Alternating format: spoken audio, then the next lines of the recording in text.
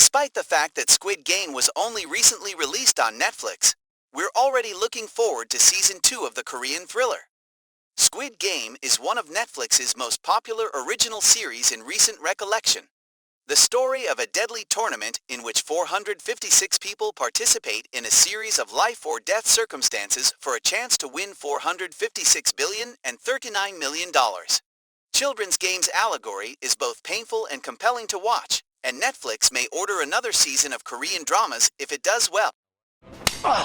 There has been no official announcement on whether or not a second season would be produced.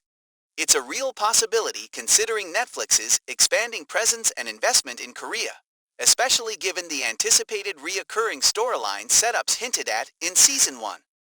For Squid Game Season 2, here are a few possibilities.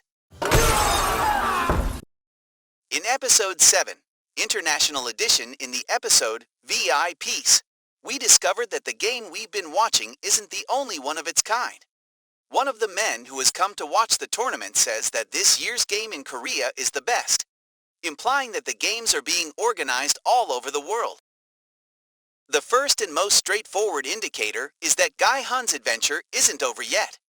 If a second season of Squid Game were to be made, it may pick off just where the first left off, with Guy Hun choosing not going to see his daughter in Los Angeles, but instead to seek revenge on those who established Squid Game for their entertainment. While the majority of the loose ends are tied in the first season, this is an important one to leave hanging. As a result, it's impossible to imagine what a second season with Guy Hun could achieve. While he now has money, it is insignificant in comparison to the resources that are available to those who established the Squid Games. Because Squid Game is part of a bigger, crooked, and unfair system, it's difficult to picture what Guy Hun might do to bring it down. And I guess that's the main point of the story in a way. The Squid Game Season 2. According to Hewing Jun-ho's investigations into the Squid Game, the global gambling network has been operating for decades, maybe as far back as 1988. Is it necessary to continue the second season?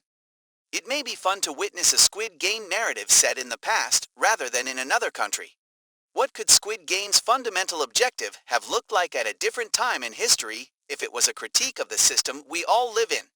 And what role would an old sick guy play if he is proven to be one of the game's masterminds? In the future, taking Squid Game to another level, into the future rather than the past. What will this despicable demonstration of wealth and power reflect? The options are endless. One of the narrative characteristics that distinguishes Squid Game from other examples of the subgenre is that it is not set in a near-future dystopia. Rather, it is set in the present day, where there are several examples of deadly competition stories. Squid Game would have to put in a lot of effort in a world that is built from our own to create something unique and intriguing in that cultural space. If you enjoyed watching this video, let us know with a like, and check out our other videos.